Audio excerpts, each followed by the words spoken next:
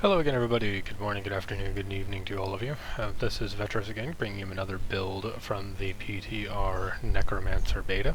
I'm going to be going over today the Inarius set, or the Grace of Inarius, also known as the Twisting Bone set or Bone Armor set. This is probably, next to Pestilence, one of my favorite builds. I've been having a ton of fun with this one. I'm going to be going over a proper guide to you, going over all the things that we're going to be using. Another very in-depth and detailed guide to this one is Riker's guide. Riker is the one who showed this to me initially when I was looking over everything, and just definitely having a lot of fun. This is not going to go as in-depth as Riker's guide is, or Riker's guide will most likely end up being. I'm just going to go over some of the details and things that I'm using on this one and what I have changed from Riker's build. So, first and foremost, we'll go over the Inarius set. Inarius is going to be utilizing the Bone Armor ability. 2-piece set, your Bone Armor will do 1000% increased damage.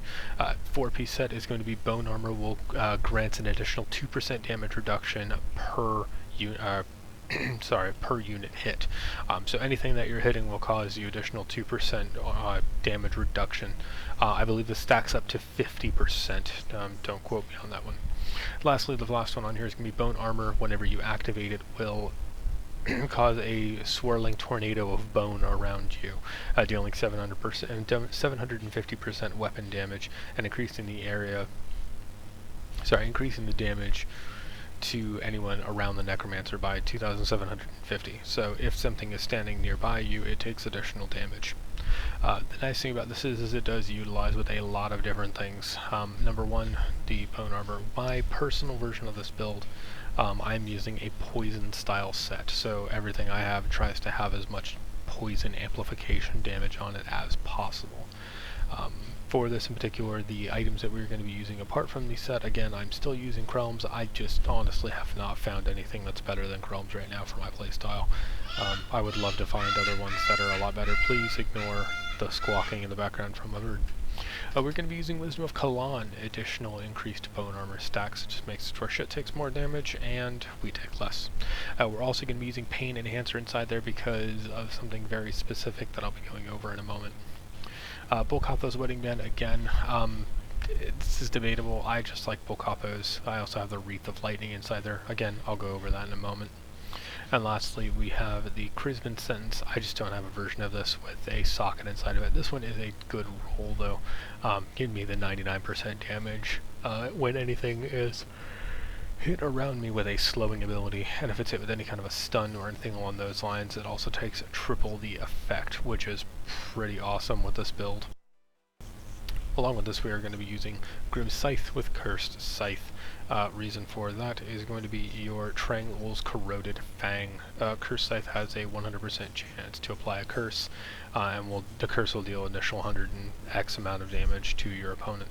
Along with that, I'm also going to be using the Leisure's Disdain. This is also debatable. There are other ones that are really good to use in this spot.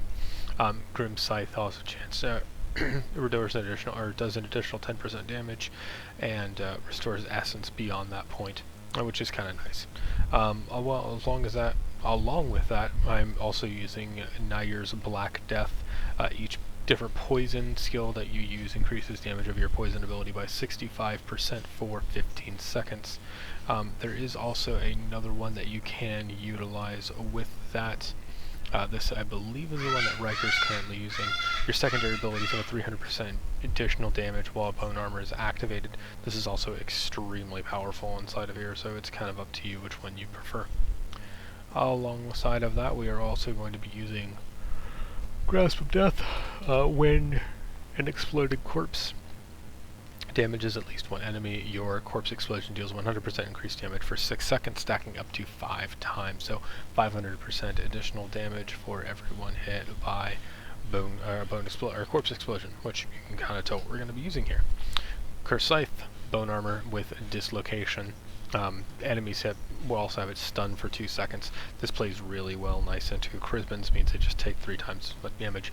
Corpse Explosion, Close Quarters. Poison damage increases the size of your corpse explosion. Decrepify, Dizzying Curse, chance to stun. potency with Blood Rush, this increases your armor. This is a very, very tanky build. And lastly, Land of the Dead, Frozen Dead, periodically freezes enemies, again, just playing into your ring.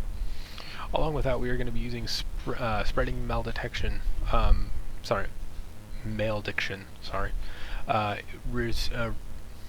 receive a 1% damage bonus for each enemy afflicted by one of your curses, and you're going to be hitting everyone with your curses.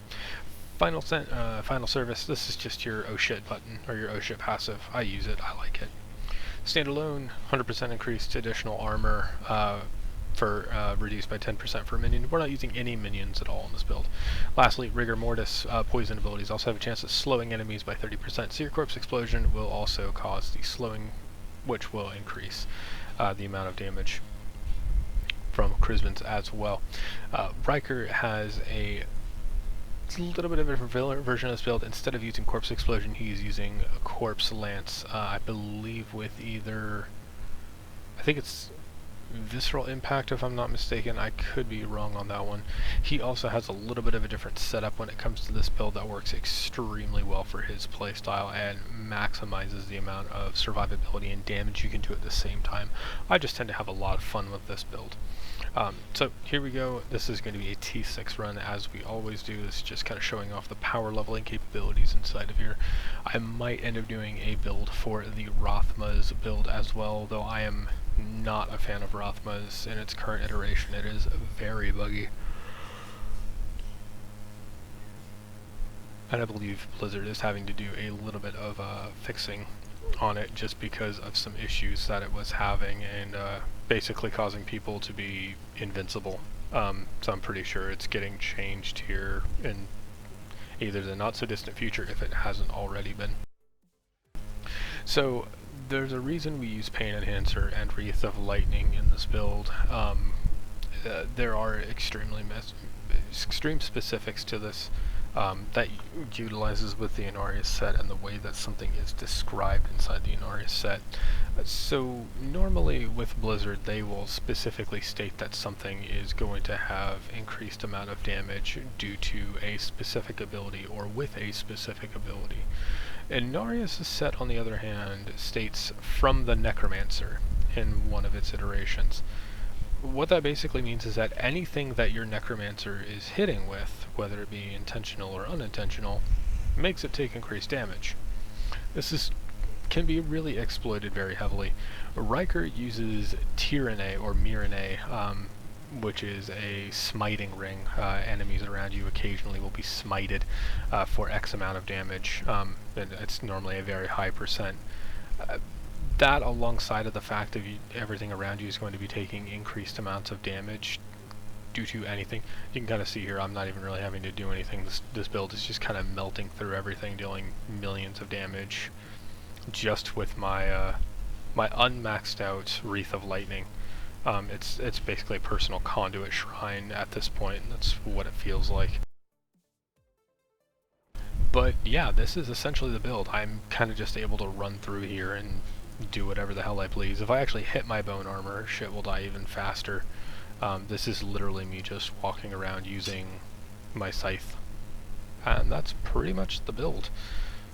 Doesn't go very much farther than this. If you do find yourself in a hard situation or big predicament, you always have your Corpse Explosion to fall back on, which it will do even more damage than what my Wreath of Lightning is doing right now.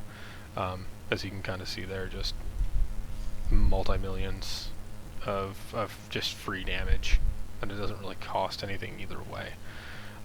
Yeah, this is my version of the build. Riker also has a very nice version of the build too. I highly recommend checking out his video and checking out his stream. Riker has been amazing with the PTR support and giving us information on all the builds and everything that's going to be coming out soon. Also highly recommend subscribing to Riker's channel if you are a fan of Diablo 3 and would like to hear any kind of rumors or information about content that is most likely to be coming out soon. He's definitely the one to have it, and he always is very, very adamant on bringing it to everyone as soon as he is aware of everything going on. But this is going to be the build, guys. I'm just going to go ahead and let this play through here with a little bit of music, per some request from some people who are watching my video, my last video that came out yesterday. I thank you guys very much again for your time. I hope you all have a wonderful evening. If you guys have any questions, concerns, comments, please feel free to leave them down below, or check me out in my Discord. Information will be down below, as well as my Twitter and Facebook page. Though they are still up and coming, I'm still quite new to this, so please cut me a little bit of slack. If you like it, please definitely give it a thumbs up, share it around with your friends, Facebook, all that kind of fun stuff. Show them how crazy ridiculous some of these builds can be. Thanks again, guys. Have a wonderful night. Enjoy the music.